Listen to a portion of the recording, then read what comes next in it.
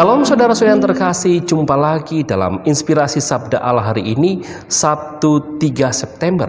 Pada hari ini bersama seluruh gereja kita merayakan peringatan wajib Santo Gregorius Agung, Paus dan Pujangga Gereja. Semoga Anda semua sehat adanya.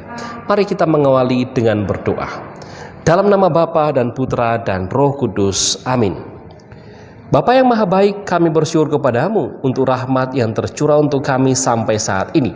Hadirlah bersama kami ya Tuhan, semoga sabdamu menginspirasi perjalanan hidup kami. Demi Kristus Tuhan dan Juru Selamat kami. Amin. Sabda Tuhan yang akan kita renungkan dari Injil Lukas, bab 6 ayat 1 sampai dengan 5. Pada suatu hari Sabat, Yesus dan murid-muridnya berjalan di ladang gandum. Para murid memetik bulir-bulir gandum, mengisarnya dengan tangan, lalu memakannya. Tetapi beberapa orang Farisi berkata, "Mengapa kalian melakukan sesuatu yang tidak diperbolehkan pada hari Sabat?" Maka Yesus menjawab, "Tidakkah kalian baca apa yang dilakukan Daud? Ketika ia dan para pengikutnya lapar, ia masuk ke dalam rumah Allah dan mengambil roti sajian. Roti itu dimakan dan diberikannya kepada para pengikutnya. Padahal roti itu tidak boleh dimakan kecuali oleh para imam." Dan Yesus berkata lagi, "Anak manusia adalah Tuhan atas hari Sabat." Demikianlah sabda Tuhan.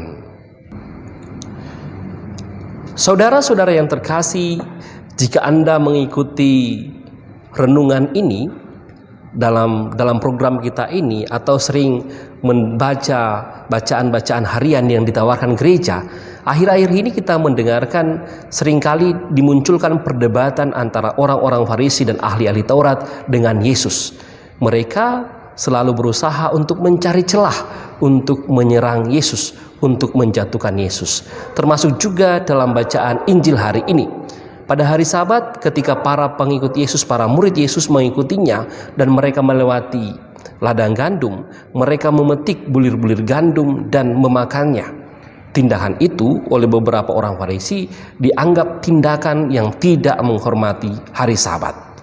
Nah, sangat menarik apa yang menjadi jawaban Yesus. Yesus mengambil kisah Daud dan juga tentu saja dikenal baik oleh orang-orang Farisi. Bagaimana Daud dalam perjalanannya, ia masuk dalam rumah ibadat, lalu kemudian mengambil roti sajian yang tidak boleh dimakan oleh mereka, tetapi karena situasi lapar mereka memakannya. Tindakan Daud ini tindakan yang tidak tepat, tetapi dibenarkan karena nilai yang lebih tinggi. Nah, inilah yang bisa menjadi inspirasi kita. Tindakan tidak tepat, tetapi untuk nilai yang lebih tinggi, tindakan itu dibenarkan.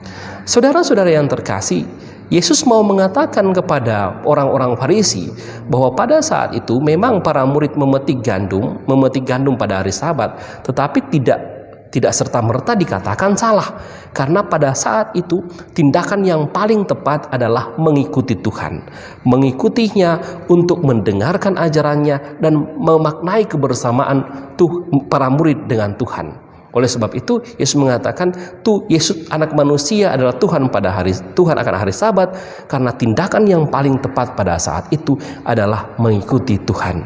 Ini bisa menginspirasi kita, saudara-saudara yang terkasih, bagaimana saya dan Anda membuat pilihan-pilihan hidup. Seringkali kita diperhadapkan dengan banyak pilihan. Tindakan mana yang paling tepat? Tentu saja ajaran Tuhan, ajaran kasih, dan menempatkan Tuhan sebagai prioritas utama dalam pilihan hidup, itulah yang paling pertama. Bagaimana saya dan Anda juga diminta untuk senantiasa membuat pertimbangan nilai untuk nilai kehidupan yang lebih baik. Saya dan Anda diajak untuk memperjuangkan kebaikan-kebaikan sebagai bentuk kesaksian iman kita di tengah dunia ini. Memperjuangkan nilai yang lebih tinggi. Inilah yang dapat menjadi inspirasi dari sabda Allah hari ini. Semoga saya dan Anda mengaktualisasikan diri sebagai murid Kristus untuk memperjuangkan nilai kehidupan di tengah dunia ini. Tuhan Yesus memberkati kita semua. Amin. Mari kita tutup dengan doa.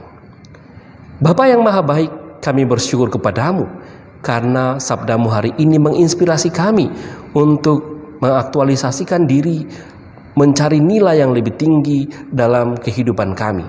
Ajarlah kami ya Tuhan, anugerahkanlah kami rahmat kebijaksanaan.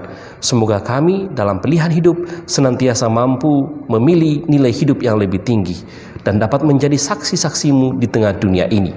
Doa ini kami sampaikan kepadamu demi Kristus Tuhan dan Juru Selamat kami. Amin. Tuhan bersamamu dan bersama rohmu. Semoga saudara sekalian diberkati oleh Allah yang Maha Kuasa, Bapa, Putra, dan Roh Kudus. Amin. Terima kasih saudara-saudariku yang telah mendengarkan sabda Allah dan renungan hari ini. Saya, Pastor Marcel Lolotandung, mengucapkan berlimpah terima kasih kepada Pastor Antonius Mikael. Semoga Pastor senantiasa diberkati Tuhan dalam setiap aktivitas dan pelayanannya. Amin.